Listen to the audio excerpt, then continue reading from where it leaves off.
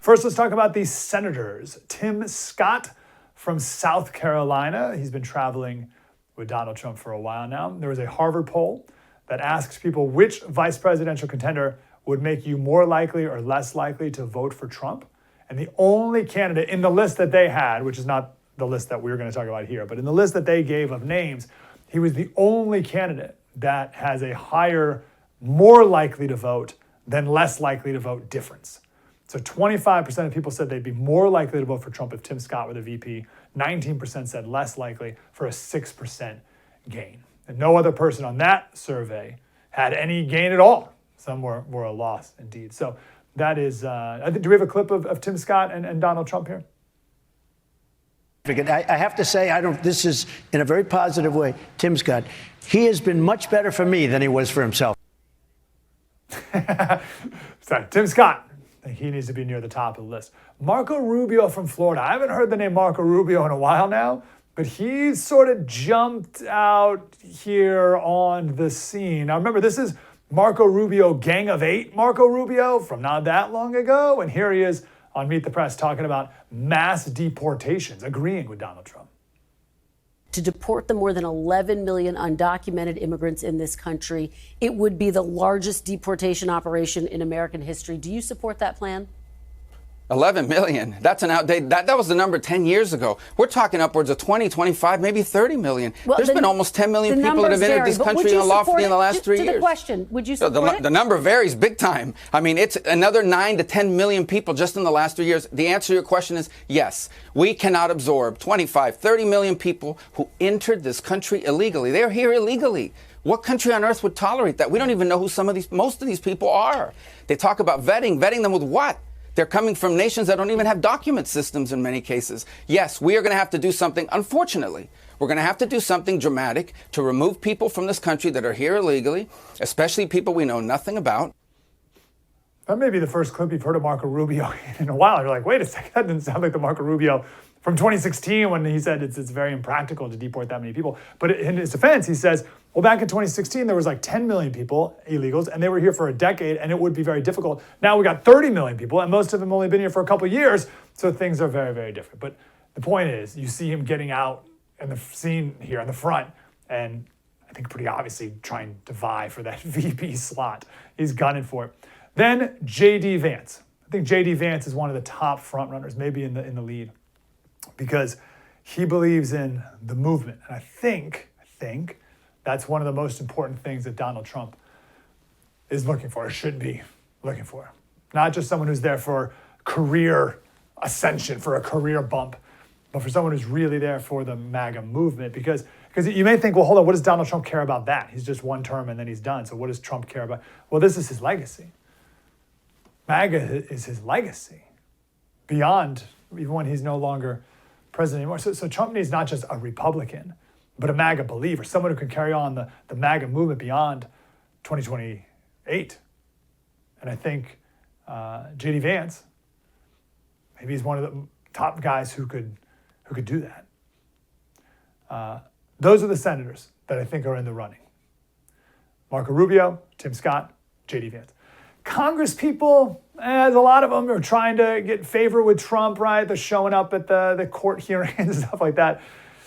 I don't think any of them will be a congressional pick, maybe a little too small ball for Trump to pick a congressperson. Maybe Elise Stefanik from New York, maybe. She was asked about her past negative comments about Trump. Leadership.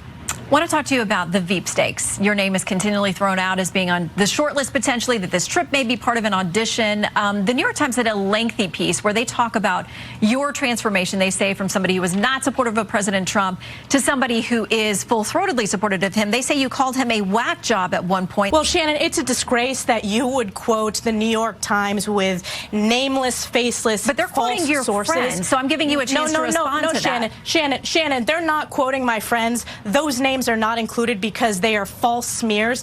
I was attacked. To be as fair, the there are a number of names of people. Just to be fair, there are a number of names of people who are quoted in the article. Shannon, let me people correct can read it you. for themselves. This is a This is a false smear, and let me tell you a fact, Shannon. In 2016, I was attacked as the only elected Republican from the Northeast who voted for President Trump. Democrats spent hundreds of thousands of dollars attacking me for that fact. So to say that I didn't support him is just false. All right, so she's tough.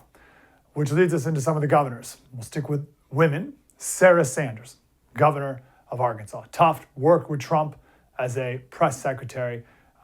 If he picked Sarah Sanders, it wouldn't be picking a woman, or it would be picking a woman, but it wouldn't be for the sake of pandering, right? Sarah Sanders, right? It's not like, oh, we got to get the woman vote. It's like, no, I'm going to pick someone who's tough. And Sarah Sanders would be that person. Also, Kristi Noem, governor of South Dakota, she had a chance, but then she just committed the classic political blunder of admitting that she shot her dog in the head. You know, but like, again, add her to the list of people who have admitted to doing that before, you know? There was talk of Nikki Haley. No chance of that one. The governor of North Dakota, Doug Burgum. We have a guest coming up in a little bit who thinks Burgum is the man. Burgum keeps hanging around.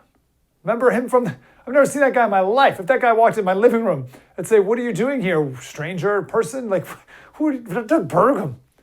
Remember, he was last place during the Republican debates. The only reason he got on the debate stage is because you needed 40,000 unique donors to get on the debate stage. So he, because he's a billionaire, this is a true story, he gave people $20 gift cards if they donated $1 to his campaign.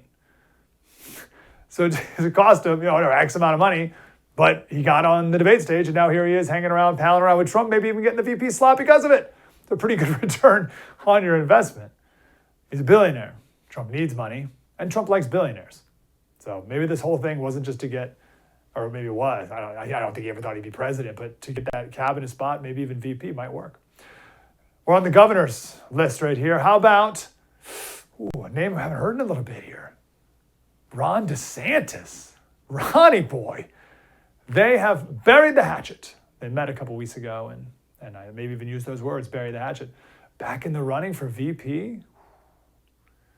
I think we've all forgotten that primary even happened, right? Did they bury that hatchet deep enough? There was a Harvard poll, 23% of Republicans want Ron DeSantis to be the VP. Next closest after DeSantis was Vivek at 13%, which leads us to the group of outsiders. Vivek Ramaswamy. I don't think he'd be the VP pick. I think he's better served doing something else. Got to keep in mind, you are in line to be president right away. Right? Anything goes wrong. I don't know if he's quite ready for that. But listen, great role as a press secretary, something in the MAGA world. Maybe they make up something different for him where like his job is literally to go out into neighborhoods and communities and speak the MAGA movement into different places. So I don't know if it's the VP slot, but a lot of people would love that to be. Another outsider that's been talked about is Tucker Carlson. I'm a big fan of Tucker. It'll be very entertaining. That's at the very least. Ben Carson. I'm going to talk to him coming up in a little bit. Trump's longest serving cabinet member. Clearly have a level of respect for each other. He's going to join us again at the end of today's show. We'll ask him if he would take the job. So this leads me to I think that's the list. I think those are the list of front runners. I don't know anyone else who would come from outside of that pack. But leave it to Trump to think of someone who would be. But it leads me to my final point before we get to our wonderful guests. We're going to talk to Laura Trump and others. By the way, I'd love your pick too. Slater Radio on Twitter and Instagram. That's my handle, Slater Radio. Who do you think would be your favorite pick for vice president? And who is your no, please do not pick this person.